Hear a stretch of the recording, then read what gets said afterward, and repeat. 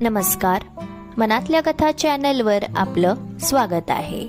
कथेचं शीर्षक मातृत्व सुख तुझ्या सोबती. 2 गुलाबी रेषा प्रेग्नेन्सी किटवर पाहिल्या आणि राधा प्रचंड खुश झाली. अमोलला, तिच्या नवऱ्याला तिने तिकीट दाखवली. तो सुद्धा खुश झाला.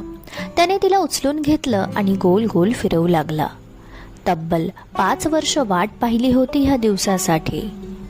अमोलने लगेच त्याच दिवशी डॉक्टरांची अपॉइंटमेंट घेतली. राधाच्या मातृत्वाच्या प्रवासाची सुरुवात झाली होती. तिला दडपणच आले होते. त्याचा आनंद तर झाला होता, पण आता वेगवेगळे विचार येऊ लागले. बाळ कसे दिसेल, कधी येईल, खूप साऱ्या प्रश्नांनी ती भांबावून गेली. डॉक्टरांकडे गेल्यावर त्यांनी सोनोग्राफी करायला सांगितले. बाळाच्या वाढीसाठी गोळ्या दिल्या आणि तिला आनंदित, सकारात्मक राहण्याचा सल्ला दिला. राधा स्वतःची खूप काळजी घेऊ लागली. अमोलही तिची काळजी घेतच होता. घरी फक्त अमोल आणि राधा. अमोलचे आई वडील म्हणजे राधाचे सासू सासरे गावी होते.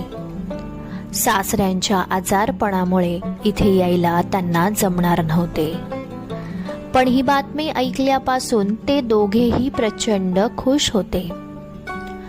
राधाचे आई वडील सतत तिची काळजी घेत होते. 7व्या महिन्यात राधा माहेरी गेली. बघता बघता तो दिवस आला. गोंडस परीने राधाच्या आणि अमोलच्या आयुष्यात आगमन केले. ती आली आणि राधाचे आयुष्य पूर्णपणे बदलून गेले. राधाची आई नातीची मालिश, अंघोळ सर्व करत होती. राधाला वेळच्या वेळी जेवण देत होती.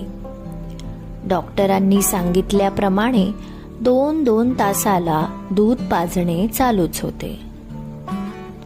हे करताना राधाची पाठ भरून येत. राधा पहिला घास तोंडात घालणार तोच बाळ रडायला लागे. राधाला जेव्हा झोपावं वाटे तेव्हाच ते पिल्लू तिच्याकडे टकमक पाहत असे.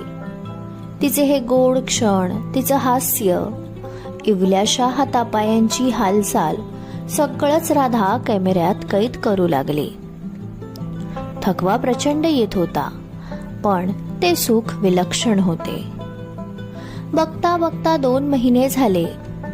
अमोल राधाला घरी घेऊन आला. अमोल सुद्धा प्रचंड खुश झाला. मुलीच्या आगमनासाठी त्याने घरी पार्टी ठेवली होती.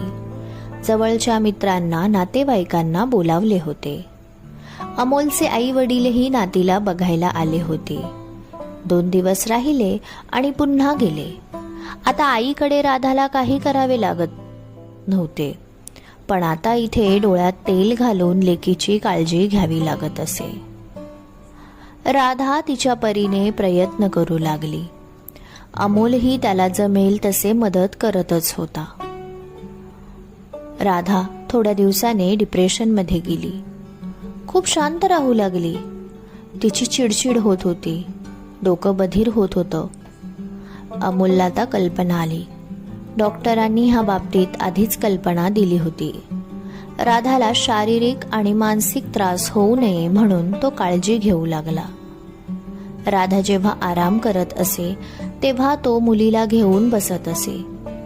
त्याने 15 दिवस सुट्टी काढली.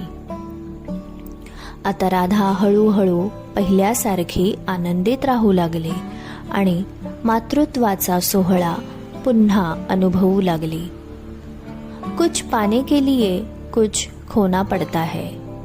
ह्या ओळीची प्रचिती आई झाल्यावर चांगल्याच पद्धतीने येते.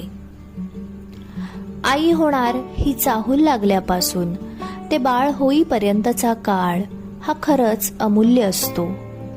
पोटावर हात फिरवून आई होणारी स्त्री वेगळंच सुख अनुभवत असते. खरं तर हा दैवी चमत्कारच असतो. आईच्या गर्भात मूल 9 महिने वाढतं. त्याचं पालन पोषण गर्भात होत राहतं. काही स्त्रियांना बाळ पोटात राहिलं की प्रचंड त्रास होतो, जसे की उलट्या, थकवा, चक्कर येणे. तर काही स्त्रियांना अजिबात त्रास होत नाही. त्याचप्रमाणे बाळ झाल्यावर 6 महिने हा फार नाजूक काळ असतो प्रत्येक स्त्रीसाठी. त्या काळात त्या आईची काळजी घेतली तर पुढे तिला शारीरिक आणि मानसिक दुखणी लागत नाही. शरीरात आलेले बदल, त्यामुळे मानसिकता बदलते, विनाकारण चिडचिड होते, अगदी नको नको वाटतं, वाईट विचार येतात. ह्यावेळी तिला घरच्यांची सोबत हवी असते. जर घरच्यांची सोबत मिळाली तर ती मातृत्व सुख अनुभवू शकते, आणि जर साथ नाही मिळाली तर तिच्या पूर्ण आयुष्यावर, नातेसंबंधावरही परिणाम होऊ शकतो. गरज असते मानसिक आधाराची, समजून घेण्याची. त्याची पूर्तता झाली की आई पण भरभरून जगता येते. समाप्त. कथालेखन अश्विनी कुणाल ओगले. श्रोते हो, तुम्हाला जर कथा आवडली असेल तर कमेंटमध्ये सांगायला विसरू नका. एक लाईक, शेअर जरूर करा. आणि अजूनही तुम्ही चॅनलला सबस्क्राईब केलं नसेल तर जरूर करा. लवकरच भेटू नवीन कथेसह. धन्यवाद.